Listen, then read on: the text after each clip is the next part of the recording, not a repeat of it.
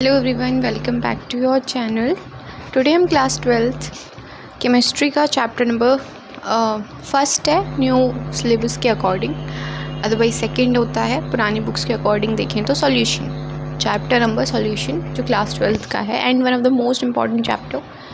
तो उसको डिस्कस करेंगे, रिवीजन पॉइंट ऑफ व्यू से करने वाले हैं क्योंकि हम एकदम 45 से 1 घंटे के अंदर हम इसको निपटाने वाले हैं। तो रिवीजन भी हो सकता है और जिन लोगों को समझ में आए वो फर्स्ट शॉट में भी इसको देख सकते हैं as your wish, but the purpose of the video is for just revision, sake of revision, right. NCERT की लाइंस पढ़ेंगे इंपॉर्टेंट वाली। चलो स्टार्ट करते हैं। तो व्हाट आर सॉल्यूशन? सॉल्यूशन सबको पता होगा क्या होते हैं। होमोजेनियस मिक्सचर होता है मोर देन 2 कंपोनेंट्स का, मतलब 2 से ज़्यादा अगर एलिमेंट्स होते हैं उनको हम आपस में मिक्स करें, होमोजेनियस मिक्सचर बनाएं उसका, तो उसको हम सॉल्यूशन बोलते हैं। ठीक है, अगर एक सॉल्वेंट और सॉल्यूट लें और उन दोनों का होमोजेनियस मिक्सचर लें तो उसको बाइनरी सॉल्यूशन बोलते हैं जिसमें सिर्फ 2 कंपोनेंट्स होते हैं। अब देखो ज़रा, 1 पार्ट पर मिलियन ppm जो होता है, ppm पता है ना, 1 पार्ट पर million of fluorine ions in water prevents tooth decay. Okay, while 1.5 ppm causes the tooth to become molted and high concentration of fluoride ions can be poisonous. अगर ज़्यादा concentration हो जाए ना फ्लोरीन आयंस की पानी के अंदर तो वो जहरीला भी बन सकता है। जैसे कि एग्जांपल ले लें हम, sodium fluoride is used in rat poison. मतलब अगर फ्लोराइड की क्वांटिटी ज़्यादा हो जाती है ना पानी के अंदर तो वो हमारे लिए पॉइजनस हो सकता है। जैसे कि इसका एग्जाम्पल दे दिया सोडियम फ्लोराइड NaF, वो चूहे मारने की दवाई में यूज़ होता है। ठीक है, ये क्यों बताया गया है एज अ नॉलेज, तुम इस चीज़ को याद रख सकते हो। Basically in normal life we rarely come across pure substance. अगर हम डेली लाइफ की बात करें ना, उसमें कोई भी सब्सटेंस हमें प्योर मिल जाए इसकी चांसेस बहुत कम है। बहुत मुश्किल से ऐसा होता है कि हाँ सारे सब्सटेंस क्या हो, प्योर हो। Most of these mixtures containing 2 और मोर प्योर सब्सटेंसेस, जो भी हम मटेरियल यूज़ करते हैं ना वो 2 या 2 से ज़्यादा प्योर सब्सटेंसेस का मिक्सचर ही होता है। हम कम्प्लीटली एक ही पर्टिकुलर पार्टिकल से बने सब्सटेंस यूज़ नहीं करते। ठीक है, देयर यूटिलिटी और importance in life depends on their composition. अब हम उस चीज़ को उस बेसिकली सॉल्यूशन को किस चीज़ में यूज़ करेंगे ये उसकी कंपोजिशन पर डिपेंड करता है। फॉर एग्जाम्पल के थ्रू समझते हैं। The properties of brass mixture of copper and zinc are quite different from those of German silver mixture of copper and zinc and nickel. अब देखो, पहले 2 चीज़ का मिक्सचर था, कॉपर एंड जिंक, और क्या बना रहे थे, ब्रास। ब्रास क्या होता है, मिक्सचर होता है कॉपर एंड जिंक का। ये बिल्कुल अलग होगा किससे, जर्मन सिल्वर से, जो कि मिक्सचर होता है कॉपर जिंक और निकल का। मतलब पहले कॉपर और जिंक थे, तो अब कॉपर जिंक के साथ निकल भी मिला दिया, लेकिन दोनों चीज़ें अलग हैं। ब्रास अलग है, जर्मन सिल्वर अलग है। ठीक है, अब ब्रोंज जो होता है वो मिक्सचर होता है कॉपर एंड टिन का। ये चीज़ें भी आप लर्न रखो, कौन सा किसका मिक्सचर होता है। ठीक है, पता होना चाहिए किसके क्या कॉम्पोनेंट्स हैं। तो आई गेस सॉल्यूशन आपकी समझ में आ गया होगा। सॉल्यूशन होता क्या है, होमोजेनियस मिक्सचर होता है। और उसकी डेफिनेशन देखो इन्होंने नहीं दे रखी क्योंकि 9th से आप सॉल्यूशंस के बारे में समझते आ रहे हो। टाइप्स ऑफ सॉल्यूशंस कितने होते हैं? Solution are homogeneous mixture, as मैं पहले ही बता चुकी हूँ, ऑफ 2 और मोर देन 2 कॉम्पोनेंट्स, 2 या उससे ज़्यादा कॉम्पोनेंट्स अगर हों, ठीक है, उसका होमोजेनियस मिक्सचर सॉल्यूशन कहलाता है। Solvent determines the physical state and solution exist. ये बहुत इंपॉर्टेंट लाइन है। अब हमारा सॉल्वेंट डिसाइड करता है कि हमारे सॉल्यूशन की फिजिकल स्टेट क्या होगी, है ना। फॉर एग्जांपल हमने पानी एंड शुगर ली। पानी इज़ अ लिक्विड, मतलब water is a liquid and sugar is what, solid, क्योंकि वो क्रिस्टल्स में होता है। अब इन दोनों को हमने मिक्स करा, ज़्यादा क्वांटिटी में हमारा वाटर है, मीन्स हमारा सॉल्वेंट वाटर है। क्योंकि हमारा सॉल्वेंट लिक्विड है इसलिए हमारा सॉल्यूशन क्या होगा, लिक्विड होगा। तो जो हमारा सॉल्वेंट होता है वो डिसाइड करता है कि हमारे सॉल्यूशन की फिजिकल स्टेट क्या होगी, क्योंकि वो कॉमन सेंस से सोचो, जो चीज़ ज़्यादा अमाउंट में प्रेजेंट है तो वही तो डिसाइड करेगी ओवरऑल उनका मिक्सचर कैसा होगा, है ना। उसी तरीके से ये लाइन याद रखनी है, जो सॉल्वेंट है और इसका मतलब भी समझ के रखना है कि वही डिटरमाइन करता है फिजिकल स्टेट क्या होगी सॉल्यूशंस की। आगे बढ़ जाते हैं। टाइप ऑफ सॉल्यूशंस दे रखे हैं, उनका मिक्सचर विद एन एग्जाम्पल, ये आप खुद से पढ़ना है। पहले मैं गैसियस सॉल्यूशन का बता देती हूँ। गैसियस सॉल्यूशन में हमारा जो सॉल्यूट है जो मिक्स होगा किसके अंदर, ये हमारे सॉल्वेंट्स हैं, मतलब गैस ही है सॉल्वेंट। तो जब गैस में मिक्स होती है, जैसे mixture of oxygen and nitrogen, कैसे एग्जाम्पल्स दे रखे हैं। अब जैसे लिक्विड है वो गैस में मिक्स हो रही है, एग्जाम्पल क्या है, chloroform mixed with nitrogen gas. Chloroform क्या है, एक लिक्विड होता है जिसको हम गैस में मिक्स कर रहे हैं, नाइट्रोजन गैस में, तो ये एग्जांपल हो गया लिक्विड गैस सॉल्यूशन का। सॉलिड गैस, गैस में मिक्स करा जा रही है सॉलिड, जैसे कपूर को मिक्स कर दे, कपूर इज अ सॉलिड, इसको मिक्स कर दे नाइट्रोजन गैस में, कपूर क्या होता है, सब्लिमेट हो जाता है। पता है ना सब्लिमेशन क्या है? Direct gaseous, direct solid state से गैशियस स्टेट में कन्वर्ट होना without converting into liquid state is called sublimation. ठीक है, अब आ जाता है एक्सप्रेसिंग कॉन्सेंट्रेशन ऑफ सॉल्यूशंस। अब हम कॉन्सेंट्रेशन के टर्म्स समझेंगे, कौन कौन से होते हैं कि हम सॉल्यूशन को किन किन टर्म्स में उनकी कॉन्सेंट्रेशन को एक्सप्रेस कर सकते हैं। समझ गए? सॉल्यूशन की क्या कंसंट्रेशन है, मींस सॉल्वेंट हमने इतना लिया, उसमें सॉल्यूट कितना प्रेजेंट है, उसके यूनिट सॉल्वेंट में सॉल्यूट कितना प्रेजेंट है, ये होती है कॉन्सेंट्रेशन सॉल्यूशन की। इसको हम कितने तरीके से डिफाइन कर सकते हैं उनके बारे में पढ़ेंगे। सबसे पहला हो जाता है हमारा mass percentage. The mass percentage of a component of a solution is defined as, mass percentage कैसे डिफाइन करते हैं, है ना, mass of the component in the solution divided by total mass of the solution. मतलब कि उसमें solute कितना present है, सॉल्यूट का mass divided by total solution, और परसेंटेज निकालनी है मल्टीप्लाइड बाय 100। ठीक है, मास परसेंटेज, नाम में ही परसेंटेज है तो मल्टीप्लाई बाय 100। ऊपर कितना सॉल्यूट हो जाएगा, mass of solute divided by total mass of solution multiply by 100। Total में क्या जाएगा हमारा, सॉल्वेंट प्लस सॉल्यूट का मास, ऊपर सिर्फ सॉल्यूट का मास, ऊपर सॉल्यूट का मास, नीचे सॉल्यूट प्लस सॉल्वेंट का मास मल्टीप्लाइड बाय 100। सॉल्यूशन में तो दोनों चीज़ आ गई। Volume percentage, volume of the component here solute, volume of the solute divided by total volume of solution, मतलब वॉल्यूम ऑफ सॉल्वेंट भी आ गई, वॉल्यूम ऑफ सॉल्यूट भी आ गई, सॉल्वेंट एंड सॉल्यूट दोनों की वॉल्यूम नीचे आएगी और मल्टीप्लाइड बाय 100। फिर थर्ड आ जाता है तुम्हारा मास बाय वॉल्यूम परसेंटेज। यहाँ पे हम ऊपर मास लेंगे, मास of the solute divided by volume of the solution. Another unit which is commonly used in medicine and pharmacy is mass by volume percentage. It is seen mass of solute dissolved in 100 ml of solution.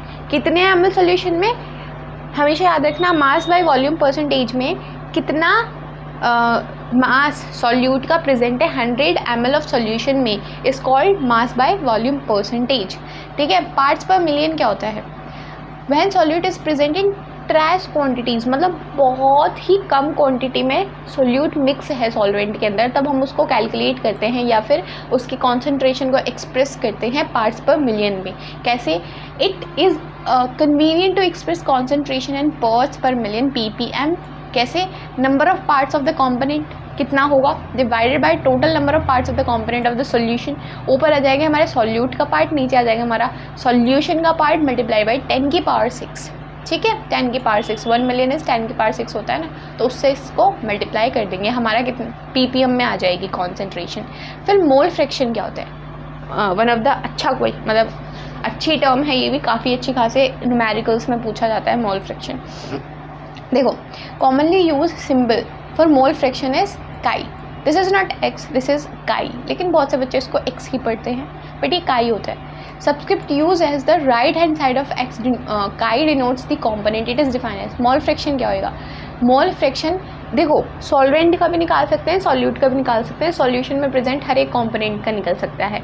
तो मोल fraction of a component समझ गए क्या होता है, बोलो।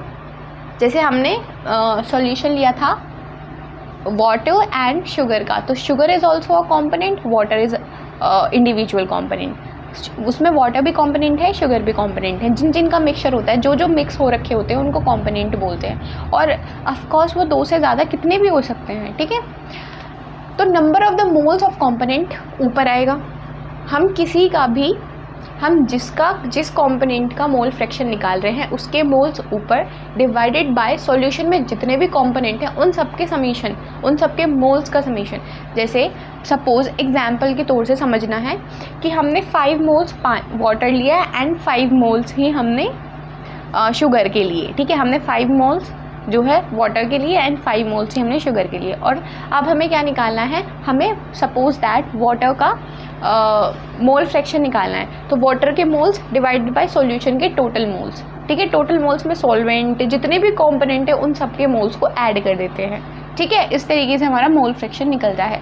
फिर से दिमाग में अच्छे से बिठाएंगे, मोल फ्रैक्शन जिस भी कंपोनेंट का निकालना है उसके मोल डिवाइडेड बाय सॉल्यूशन के total mole. Mole fraction is equals to component के, जिस कंपोनेंट का मोल फ्रैक्शन निकालना है उसके मोल डिवाइडेड बाय सॉल्यूशन के जितने भी कंपोनेंट हैं उन सबके मोल। ठीक, ये याद रखना है। जैसे सपोज हमारे एक बाइनरी मिक्सचर है, बाइनरी मिक्सचर में पहले ही समझा सकती हूँ, 2 कंपोनेंट उसमें प्रेजेंट होंगे, एक अपना सॉल्यूट एक अपना solvent. If number of moles of A and B कितने हैं, सपोज Na एंड Nb, कोई कंपोनेंट्स है ए एंड बी, उसके नंबर ऑफ मोल्स कितने हैं, जल्दी से बताओ उसके मोल्स कितने हैं हमारे, उसके मोल्स हैं हमारे ए एंड बी।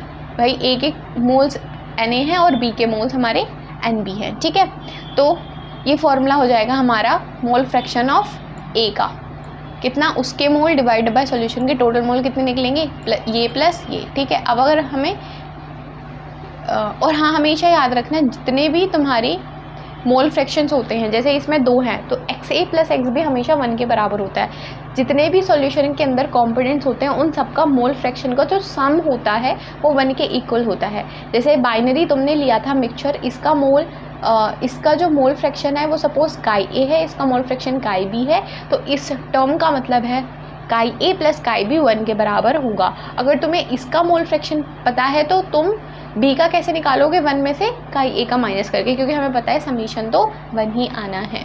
ठीक बात है, अब आगे बढ़ जाते हैं। क्या है, मोलैरिटी के बारे में पढ़ेंगे। ओके, तो मोलैरिटी क्या होती है, बेसिकली 1 लीटर सॉल्यूशन में present number of solutes, number of moles of solutes is called molarity. क्या बोला मैंने, देखो हमने कोई सॉल्यूशन लिया, हमने उसका 1 लीटर सॉल्यूशन पकड़ लिया, अब उस 1 लीटर सॉल्यूशन के अंदर हमने कुछ सॉल्यूट मिला रखा है। ठीक है, we are talking here about the binary solution, सिर्फ इसी प्रोस्पेक्ट पे सोचो। अब उस सॉल्यूशन के अंदर 1 लीटर सॉल्यूशन के अंदर number of moles of solute, कि सॉल्यूट के कितने मोल्स प्रेजेंट है 1 लीटर सॉल्यूशन में, उसको हम बोलते हैं molarity of the solution. So molarity M is defined as number of moles of solute dissolve, कि कितने घुले हुए हैं, किसके मोल्स, सॉल्यूट के मोल्स 1 लीटर सॉल्यूशन में, 1 लीटर सॉल्यूशन में, उसको हम बोलते हैं मोलैरिटी। ठीक है, मोलैरिटी का formula number of moles divided by volume of solution in litre, litre में लेनी है हमेशा। ठीक है, क्योंकि हम बात कर रहे हैं 1 लीटर की। अब यहाँ पे एग्जाम्पल दे रखा है, अनदर एग्जाम्पल दे रखा है, खुद से सॉल्व करोगे, मैंने फॉर्मूला बता दिया। और देखो 12th की अगर प्रिपरेशन कर रहे हो, 12th बोर्ड्स की प्रिपरेशन कर रहे हो, तो एज सच बहुत टफ न्यूमेरिकल्स तो नहीं आने वाले। JEE नीट में आते हैं अच्छे खासे लेवल की, जिसमें मिक्स ऑफ कॉन्सेप्ट्स होता है, लेकिन 12th बोर्ड्स में जनरली जो क्वेश्चन आपसे पूछा जाएगा वो फॉर्मूला बेस होगा। ठीक है, तो फॉर्मूलेज पता होने चाहिए, डेफिनेशन पता होनी चाहिए। तो मोलैरिटी होती है कि 1 लीटर सॉल्यूशन में कितने नंबर ऑफ सॉल्यूट्स प्रेजेंट है, उसको हम बोलते हैं मोलैरिटी। Very simple. मोलैलिटी थोड़ा सा डिफरेंट है, इसमें भी क्या है कि 1 kg सॉल्वेंट में, यहाँ पे 1 kg सॉल्वेंट आ जाता है, यहाँ पे सॉल्यूशन नहीं है, यहाँ पे समझो ध्यान से, यहाँ पे सॉल्वेंट की बात कर रहे हैं। सॉल्यूशन तो सॉल्वेंट प्लस सॉल्यूट के मिक्सचर से बनता है, बट यहाँ पे बात की गई है 1 kg सॉल्वेंट की।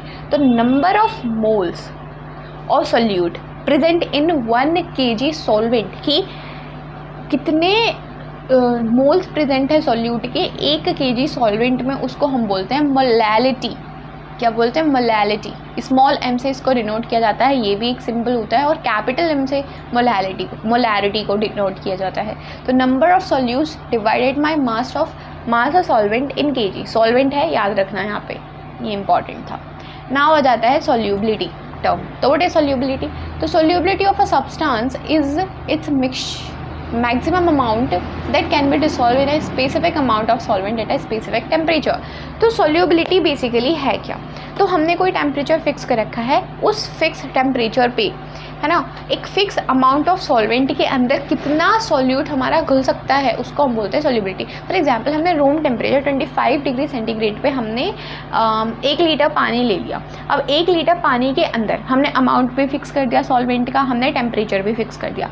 अब हमने सपोज शुगर ली एज अ सॉल्यूट, अब सॉल्यूट में हमने शुगर ले ली, अब ये उस 1 लीटर पानी के अंदर कितनी घुल सकती है, कितनी मैक्सिमम है जो घुल सकती है एक पर्टिकुलर टेम्परेचर के अंदर, है ना, उसको हम बोलते हैं सॉल्यूबिलिटी। समझ गए। तो किसी एक पर्टिकुलर टेम्परेचर पे एक पर्टिकुलर फिक्स अमाउंट में सॉल्वेंट के अंदर कितना सोल्यूट घुल सकता है उसको हम बोलते हैं सोल्यूबिलिटी, उस पर्टिकुलर सोल्यूट की उस सॉल्वेंट के अंदर। अब सोल्यूट सपोज एक है, लेकिन अलग अलग सॉल्वेंट में घुलने की टेंडेंसी भी अलग अलग होगी। भाई अगर तुमने शुगर को पानी में घोला, वही शुगर को अगर तुमने हनी में घोला, तो दोनों में अलग अलग उसकी सॉल्युबिलिटी होगी कि नहीं होगी, डेफिनेट सी बातें होगी। और टेम्परेचर पे भी डिपेंड करती है सॉल्युबिलिटी। अभी कैसे करती है ये मैं अपनी साइड से नहीं कह रही हूँ, खुद समझेंगे, है ना।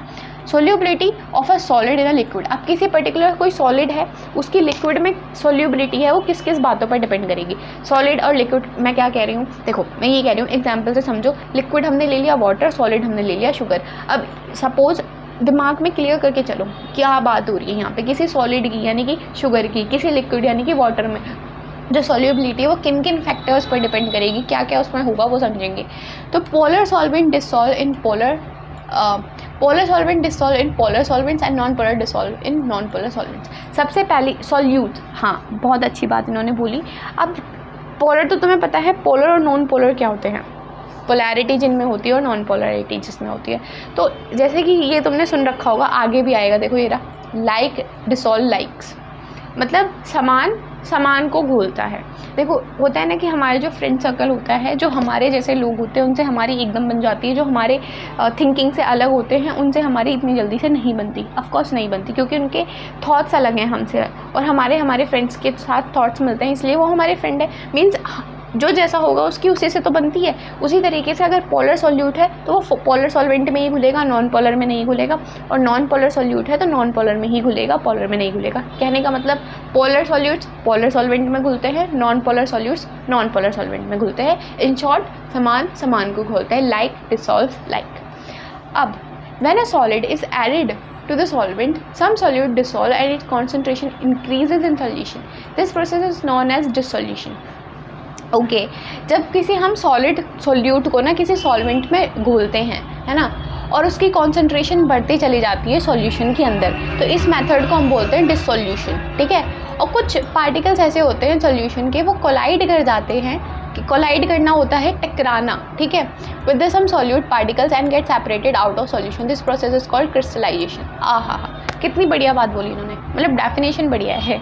क्या बोला, जब देखो इन्होंने दो टर्म्स डिफाइन करी यहाँ पे, एक टर्म है हमारी डिसोल्यूशन और एक टर्म है हमारी क्रिस्टलाइजेशन। तो जब सॉलिड सॉल्यूट है हमारा कोई, और उसको हम सॉल्वेंट के अंदर ऐड करते हैं और कॉन्सेंट्रेशन बढ़ती चली जा रही है सॉल्यूशन के अंदर, तो इस प्रोसेस को बोला है इन्होंने डिसोल्यूशन। ठीक है। लेकिन अगर सॉल्यूट के पार्टिकल्स दूसरे सॉल्यूशन के अंदर दूसरे सॉल्यूट पार्टिकल्स के साथ टकराते हैं और सेपरेट हो जाते हैं, कोलाइड करते हैं और सेपरेट हो जाते हैं, इस मेथड को हम बोलते हैं क्रिस्टलाइजेशन। ठीक है। ओके, तो process is followed when gases are dissolved in liquid solvent. Such a solution in which no solute can be dissolved at the same temperature and pressure is called saturated solution. अब देखो solution क्या होता है समझ गए। अब मैंने एक चीज़ बताई तुम्हें सॉल्युबिलिटी के बारे में, है ना। तो अब ये कैसे पता चलेगा कि एक लीटर के अंदर पानी, मतलब 1 लीटर पानी के अंदर हम चीनी घोलते जा रहे हैं, तो उसकी सॉल्युबिलिटी हम कैसे डिफाइन करेंगे एक पर्टिकुलर टेम्परेचर पे। देखो तुमने पानी लिया, कितना भी अमाउंट का लिया तुमने, अब मतलब एक फिक्स अमाउंट का तुमने पानी ले लिया सॉल्वेंट, एज अ सॉल्वेंट। अब तुम उसमें चीनी डालते जा रहे हो सॉल्यूट के फॉर्म में। अब एक पर्टिकुलर टेम्परेचर पे ही, टेम्परेचर तुम वैरी नहीं कर रहे हो, कम बढ़ती नहीं कर रहे हो, क्योंकि उस पर सॉल्युबिलिटी डिपेंड करती है ना। टेम्परेचर बढ़ाने पर क्या होता है, सॉल्युबिलिटी बढ़ जाती है डिफरेंट केसेस में, सिनेरियोज में। बट अभी हमने टेम्परेचर भी फिक्स कर दिया, उसका हम झंझट ही नहीं पाल रहे हैं। तो क्या होता है, तो ये होता है एक फिक्स पॉइंट आने के बाद ना सॉल्यूट घुलना बंद हो जाते हैं। मतलब मैं क्या कह रही, ये क्या बात हुई, ये बात हुई जैसे तुमने पानी लिया, अब पानी में तुम चीनी घोलते जा रहे हो। क्या तुम इमेजिन कर पा रहे हो कि एक टाइम के बाद चीनी घुलना बंद हो जाएगी, बहुत सैचुरेटेड सॉल्यूशन बन जाएगा और चीनी घुल ही नहीं पाएगी उसमें। उस टेम्परेचर पे उस सॉल्यूशन को हम बोलते हैं सैचुरेटेड सॉल्यूशन, कि इस टेम्परेचर पे और ज़्यादा तो इस सॉल्वेंट के अंदर सॉल्यूट नहीं घुल पा रहा। ठीक है। लेकिन फर्दर अगर तुम टेम्परेचर इंक्रीज़ करोगे तो क्या होता है, सॉल्युबिलिटी बढ़ जाती है, उसमें और ज़्यादा चीनी तुम घोल पाओगे पानी के अंदर, अगर तुम उसको गैस के ऊपर रख दो। समझ गए बात को क्या बोल रहे हो। अब इफेक्ट ऑफ टेम्परेचर तो मैंने पहले से ही बता दिया, लेकिन अब समझेंगे नहीं। बेसिकली क्या ये तो मैंने इस सिनेरियो का बताया है कि जब तुम किसी सॉलिड को लिक्विड में घोलते हो और टेम्परेचर बढ़ाते हो तो सॉल्युबिलिटी बढ़ जाती है, लेकिन सारे सिनेरियोज़ में ऐसा नहीं होता। गैसेस में अलग होगा, सब में अलग अलग रूल्स फॉलो होते हैं, ठीक है। तो यहाँ पे यही चीज़ समझनी थी तुम्हें। सैचुरेटेड सॉल्यूशन क्या होता है? पहली चीज़ तो ये कि जिस टेम्परेचर पे सॉल्वेंट के अंदर सॉल्यूट घुलना बंद हो जाता है, मैक्सिमम जितना घुलना था घुल जाता है, उसको हम बोलते हैं सैचुरेटेड सॉल्यूशन। लेकिन फर्दर अगर तुम कुछ उसमें चेंजेस करते हो तो ये ज़रूरी नहीं है, सॉल्युबिलिटी तुम चेंज भी कर सकते हो। अब टेम्परेचर का क्या इफेक्ट रहता है? तो ले चैटरल प्रिंसिपल के अकॉर्डिंग अब ये समझो, एंडोथर्मिक और एक्सोथर्मिक आई गेस तुम्हें ईजिली पता होगा। तो अगर एक्सोथर्मिक है, एंडोथर्मिक है, तो उस रिएक्शन को होने के लिए हीट की रिक्वायरमेंट होगी। तो भाई हीट, उसका डेल क्या होगा? डेल ग्रेटर देन, मतलब डेल उसका पॉजिटिव होगा क्योंकि उसको हीट चाहिए, हमें हीट देनी पड़ेगी, इसलिए क्या है, एंडोथर्मिक है। तो एंडोथर्मिकल जो डेल सॉल्यूशन होता है, सॉल्यूशन की जो हीट होती है वो पॉजिटिव होती है, ठीक है, क्योंकि उसको चाहिए। और एक्सोथर्मिक में क्या है, हीट रिलीज हो रही है तो नेगेटिव होगी, और हमेशा जब सिस्टम के अंदर से हीट निकल रही होती है तो वो नेगेटिव आती है, तो डेल एच लेस देन 0 है, मीन्स नेगेटिव है, ठीक है। तो एंडोथर्मिक के केस में सॉल्यूशन की जो हीट है, ये इंथैल्पी है, वो क्या होगी, ग्रेटर दैन 0, और एक्सोथर्मिक के केस में ये होगी। और कॉन्सेप्ट भी मैंने आपको समझा दिया। इफेक्ट ऑफ प्रेशर, प्रेशर का क्या इफेक्ट होगा? तो liquids are highly incompressible and practically remain unaffected by changes in pressure. तो प्रेशर का एज सच लिक्विड सॉल्यूशन पर कोई इफेक्ट नहीं पड़ने वाला, क्योंकि गैसेस कंप्रेसिबल होती हैं, solids and liquids are incompressible. Compress करके तुम उसका वॉल्यूम चेंज नहीं कर सकते, लिक्विड का और सॉलिड का, तो इसीलिए प्रेशर का एज सच इस पर कोई प्रभाव या कोई इफेक्ट नहीं पड़ता। अब हम पढ़ेंगे solubility of a gas in a liquid. पहले हमने सॉल्युबिलिटी सॉलिड की पढ़ी, अब हम सॉल्युबिलिटी पढ़ेंगे गैस की, कि गैस लिक्विड में किस तरीके से घुलती है और उसकी सॉल्युबिलिटी किन किन फैक्टर्स पर डिपेंड करती है। तो the solubility of gases increase with increase of pressure. अब तुमने ये हमेशा पढ़ रखा है 9th-10th में कि जो गैस होती है वो कंप्रेसिबल होती है।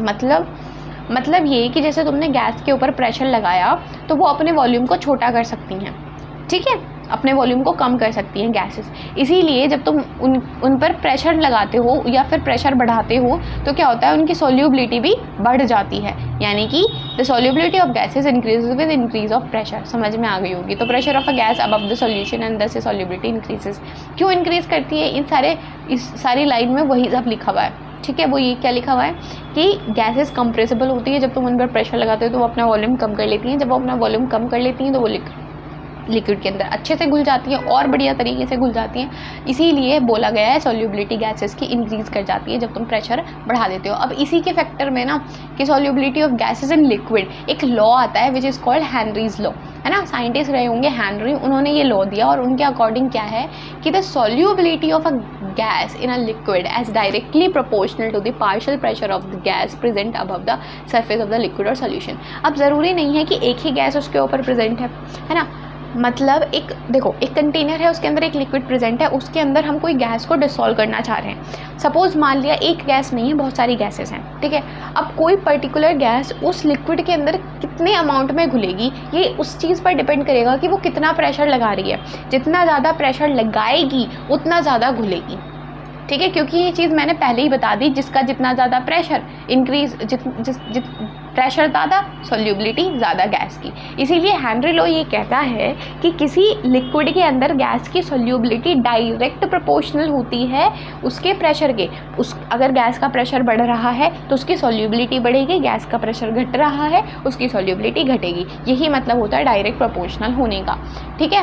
अब mole fraction of a gas in a solution proportional to the, क्योंकि डॉल्टन्स के अकॉर्डिंग जब गैसेस की जो सॉल्युबिलिटी है वो डिफाइन की जाती है मोल फ्रैक्शन के फॉर्म में, ठीक है, कि लिक्विड सॉल्यूशंस के अंदर। इसीलिए अगर मोल फ्रैक्शन जितना ज़्यादा होगा गैस का, उसका प्रेशर भी क्या होगा, उतना ही ज़्यादा। या फिर ऐसा बोल लो कि पार्शियल प्रेशर किसी गैस का ज़्यादा था, इसीलिए वो ज़्यादा घुल गई पानी के अंदर, इसीलिए उसका मोल फ्रैक्शन भी सॉल्यूशन के अंदर अच्छा खासा होगा।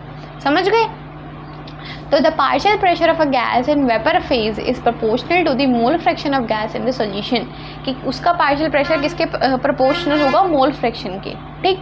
अब यहाँ पे ये देख लो ज़रा, P क्या है, अमाउंट होगा, और X क्या है, mole fraction. P is the pressure, partial pressure of the gas, proportional is equals to mole fraction of the gas in liquid solution.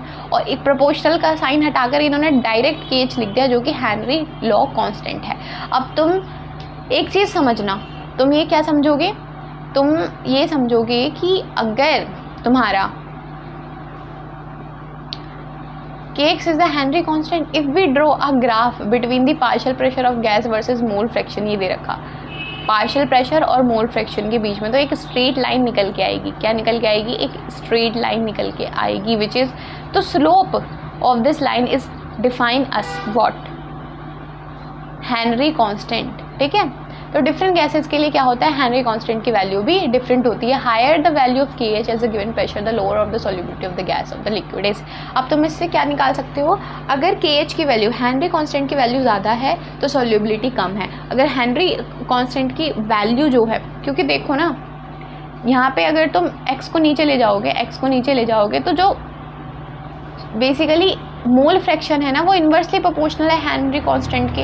अब मोल फ्रैक्शन कम है मीन्स सॉल्युबिलिटी भी कम है, मीन्स हेनरी कांस्टेंट की value किसी gas की ज़्यादा होने का मतलब है कि उसकी सॉल्युबिलिटी कम है, और हेनरी कांस्टेंट की वैल्यू कम होने का मतलब है उसकी सॉल्युबिलिटी ज़्यादा है। ठीक है, कंपेयर कर सकते हो।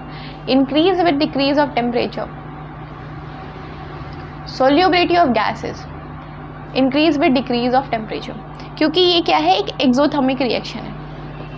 एक्सोथर्मिक रिएक्शन है, अगर एक्सोथर्मिक रिएक्शन है तो टेम्परेचर घटेगा, तो ले चैटरल प्रिंसिपल के अकॉर्डिंग हीट बाहर कम हो रही है तो और निकलना चाहिए, सॉल्युबिलिटी इंक्रीज करेगी। तो गैसेस का लिक्विड में घुलना एक एक्सोथर्मिक रिएक्शन है, इसीलिए टेम्परेचर डिक्रीज होने पर सॉल्युबिलिटी इंक्रीज करती है गैसेस की लिक्विड में।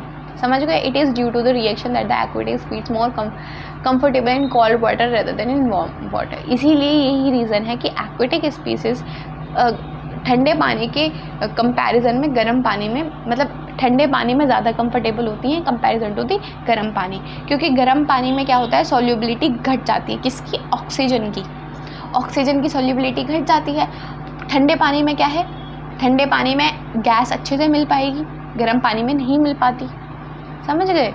अब हेनरीज लॉ समझ गए तुम, अच्छे से समझ में आ गया होगा मैंने जो समझाया। पार्शियल प्रेशर जो है सॉल्युबिलिटी पर डिपेंड करेगा, मतलब पार्शियल प्रेशर ज़्यादा सॉल्युबिलिटी ज़्यादा, पार्शियल प्रेशर कम सॉल्युबिलिटी कम, किसकी? गैस की। किसके अंदर? लिक्विड के अंदर।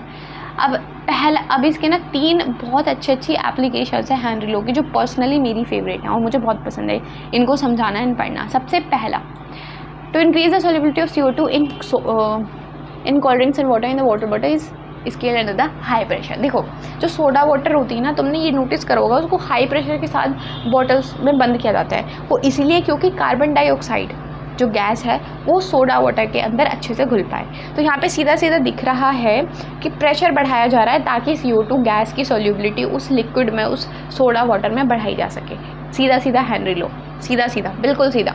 Now scuba dives must be, अब इसको मैं अपने तरीके से समझाऊंगी, पढ़ खुद लेना, ठीक है? ये समझ लो, जो स्क्यूबा डाइवर्स होते हैं, स्क्यूबा ड्राइवर्स तुमने देखा जो पानी के अंदर जाते हैं और वो अपना कुछ बैग सा टांग के जाते हैं और उसको माउथ से कनेक्ट करके रखते हैं, जस्ट बिकॉज वो पानी के अंदर मतलब एक्सप्लोर कर सके क्या क्या है, लेकिन सांस लेने के लिए ये सिस्टम करा जाता है। तो उसके अंदर ना ये नहीं कि खाली ऑक्सीजन भरी होती है, वो क्यों? उसमें मिक्सचर ऑफ गैसेस भरी होती हैं और हीलियम तरह की हीलियम भी भरी जाती है, जो कि अगर नॉर्मल सरफेस लेवल पे देखें तो बहुत कम क्वांटिटी में प्रेजेंट है। सबसे ज़्यादा 78% वहीं नाइट्रोजन प्रेजेंट है, और नाइट्रोजन भी आई गेस थोड़ी बहुत भरी जाती है और ऑक्सीजन भी उनके साथ। वो इसीलिए क्योंकि अगर तुमने सपोज ऑक्सीजन भर दी तो तुम पानी के अंदर जा रहे हो तो प्रेशर बढ़ रहा है, तो वो तुम्हारे ब्लड तो लिक्विड है, तो जो ऑक्सीजन है वो एकदम क्या है, तुम्हारे बॉडी के अंदर चली जाएगी और काफ़ी सारी चली जाएगी, क्योंकि प्रेशर ज़्यादा बढ़ रहा है नीचे जाने में पानी के अंदर, है ना? प्रेशर बढ़ रहा है और प्रेशर बढ़ने के साथ साथ क्या है, सॉल्युबिलिटी भी बढ़ रही है।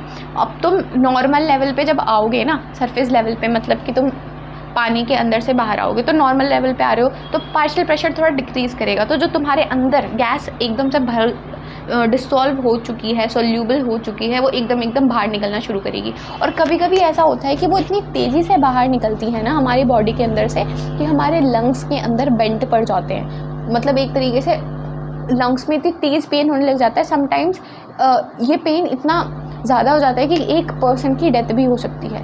इसीलिए उससे बचने के लिए हम उन गैसेस को भी उसके अंदर भरते हैं जिनकी सरफेस लेवल पे सॉल्युबिलिटी थोड़ी ज़्यादा है, ठीक है। तो ताकि गैस निकले लेकिन धीरे धीरे निकले, हमारे लंग्स के अंदर, हमारे फेफड़ों के अंदर बेंट ना पड़े, तो नाइट्रोजन भी भर दी जाती है, थोड़ा हीलियम भी भर दी जाती है, अच्छी खासी गैसेस भर दी जाती हैं।